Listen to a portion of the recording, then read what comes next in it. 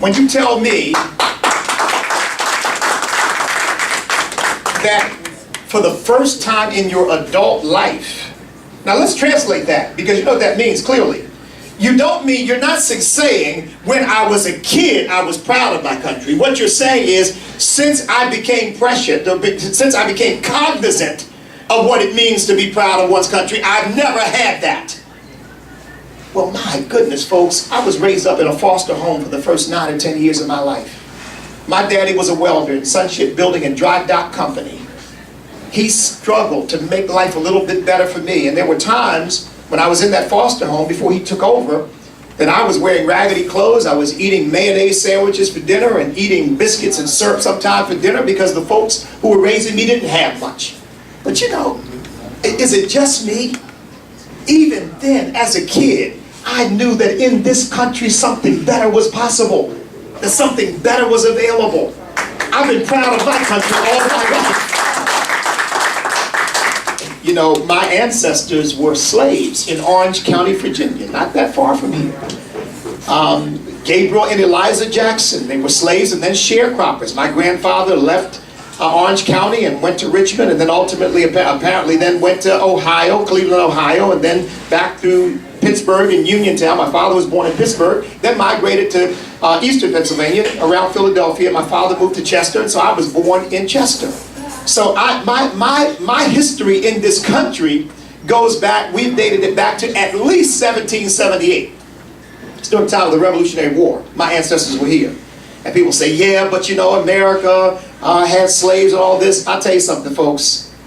I know how we got here wasn't right, but I'm sure glad we got here.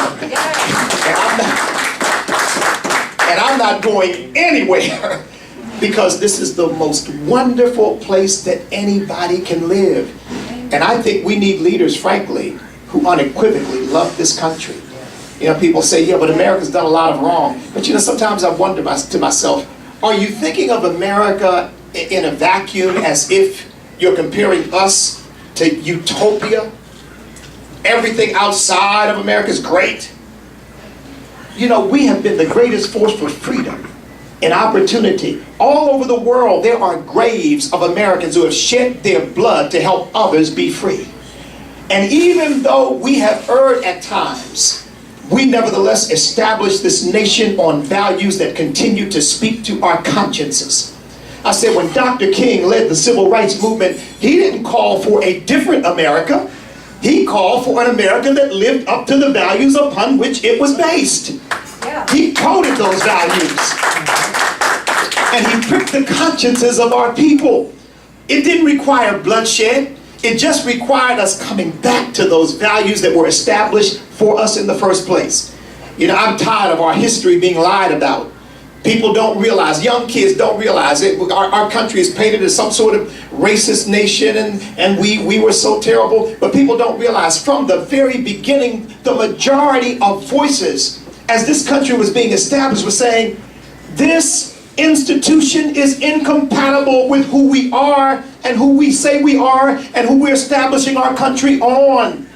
But there was a minority who said, yeah, but we got an institution, our economy relies on it, we think it's okay. And in order to hold things together, those who were opposed to it, Ben Franklin said that you cannot establish a society on the basis that people are different and deserve to be treated differently based on the color of their skin. You would have thought he was a modern day civil rights leader, but that was back in 1776. You don't hear that history much.